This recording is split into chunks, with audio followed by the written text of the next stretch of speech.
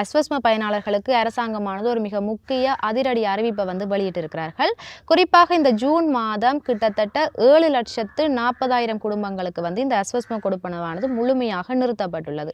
ஆகவே இது தொடர்பாகத்தான் இந்த காணொளியில விரிவாக பார்க்க போகிறோம். குறிப்பாக இந்த ஜூன் மாத கொடுப்பனவானது யார் யாருக்கு நிறுத்தப்பட்டுள்ளது, நீங்கள் எந்த பிரிவில் இருக்கிறீர்கள் என்பது தொடர்பாக உங்களுடைய தொலைபேசியில எவ்வாறு சரிபார்ப்பது, அது மட்டுமல்லாது இந்த கொடுப்பனவு நிறுத்தப்பட்டவர்கள் மீண்டும் அதனை பெற்றுக்கொள்வது என்ன செய்ய வேண்டும்.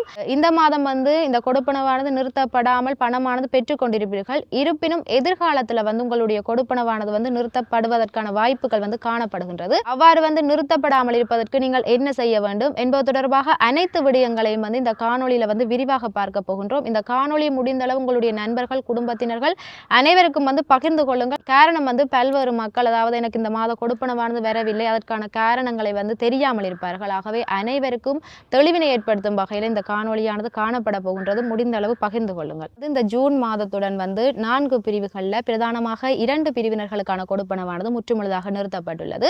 அதுல முதலாவது மாறுதல் பிரிவு. அந்த மாறுதல் பிரிவில் கிட்டத்தட்ட 3,15,000க்கும் மேற்பட்ட அஸ்வஸ்ம பயனாளர்களுக்கு நிறுத்தப்பட்டுள்ளது.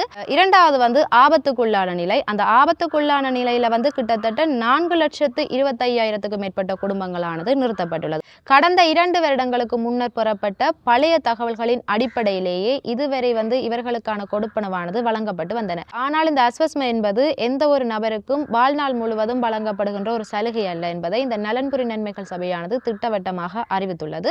அதன் அடிப்படையில் தற்பொழுது இந்த 2 பிரிவினர்களுக்குமான கொடுப்பனவானது நிறுத்தப்பட்டுள்ளது. இங்கு பலருக்கும் ஒரு சந்தேகம் இருக்கும், நாங்கள் மாறுதல் நிலையிலா அல்லது ஆபத்துக்கு உள்ளான நிலையிலா இருக்கின்றோம் என்பது தொடர்பாக எவ்வாறு சரிபார்ப்பதென்று. அதனை நீங்கள் 2 வழிகளில் மிகவும் இலகுவாக சரிபார்த்து கொள்ள முடியும். இதுல முதலாவது வழி உங்களுடைய தொலைபேசி அல்லது கணனியில iwms.wbb.gov.lk என்கின்ற அந்த அஸ்வஸ்ம அதிகாரப்பூர்வ இணையதள முகவரிக்கு சென்று அங்கு உங்களுடைய தேசிய அடையாள அட்டை இலக்கத்தை உள்ளீடு செய்து நீங்கள் எந்த பிரிவில் உள்ளீர்கள் என்பதை இணைய வழியில சரிபார்த்து கொள்ள முடியும். அது மட்டுமல்லாது இரண்டாவது வழி உங்களுடைய கிராம உத்தியோகஸ்தர் அலுவலகத்துக்கு சென்று அங்கு அஸ்வஸ்ம பயனாளர்களுடைய பெயர் பட்டியலானது ஒட்டப்பட்டிருக்கும்.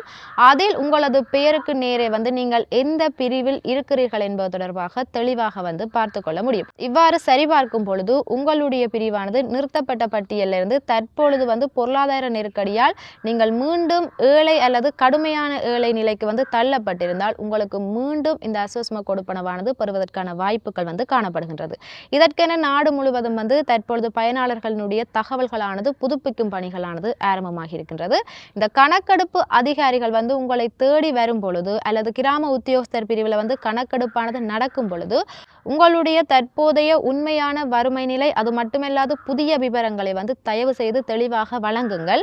அவ்வாறு நீங்கள் வழங்கும் இந்த புதிய விவரங்களின் அடிப்படையில் கணக்கிடப்படும் புள்ளிகளை வைத்து நீங்கள் தகுதியானவர் எனின் மீண்டும் அந்த அஸ்வஸ்ம திட்டத்தில் இணைக்கப்பட்டு உங்களுக்கும் இந்த கொடுப்பனவானது வழங்கப்படும். எனவே வறுமையிலிருந்து கொடுப்பனவு கிடைக்க பெறாதவர்கள் பதற்றமடையாமல் உங்களது பிரிவை சரிபார்த்து விட்டு புதிய கணக்கெடுப்பு விவரங்களை சரியாக பதிவு செய்யுங்கள். கிராமப்புறங்களில் இருக்கிற பல ஏழை மக்களுக்கு இந்த விவரங்களானது இன்னும் தெரியாமல் இருக்கலாம். ஆகவே ஒவ்வொருவருக்கும் இந்த காணொளி ஒரு தெளிவை ஏற்படுத்தும் வகையில் காணப்படுகின்றது. அதனால் இந்த காணொளியை முடிந்த அளவு பகிர்ந்து கொள்ளுங்கள்.